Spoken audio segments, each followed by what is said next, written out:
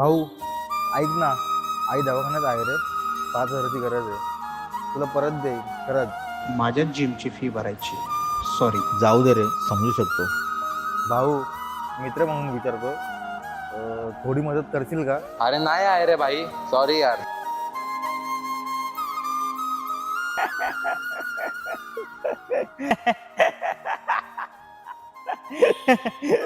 कोणी नाही येणार रे, कोणी नाही येणार.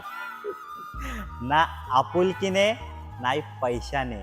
आता लोकांचं मन शिल्लक राहिलं नाही, फक्त मूल्य शिल्लक राहिले. तू गरीब असलास, गरजूत असलास तरी त्यांचं काहीच जात नाही. म्हणजे तुला काय बोलायचं? य बस इकडे सांगतो तुला. एकदा एका माणसाची नाव बुडत सगळ्यांनी सांगितलं थांब, कोणीतरी येणार, म्हणून तो शेवटपर्यंत वाट बघत राहिला. पण कोणीच आलं नाही. शेवटी त्याने स्वतःचा हात पुढे केला, स्वतः पोहायला लागला.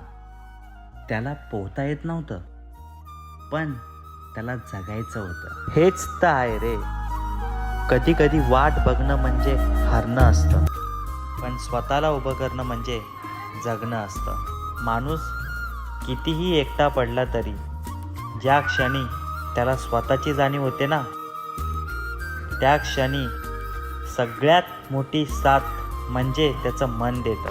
हे बघ, जास्त नाही पण थोडी मदत करेल, कारण तू भाऊ बोललास म्हणून. हे घे, आणि हॉस्पिटलमध्ये आयला लवकर नाही. काय धन्यवाद भाऊ.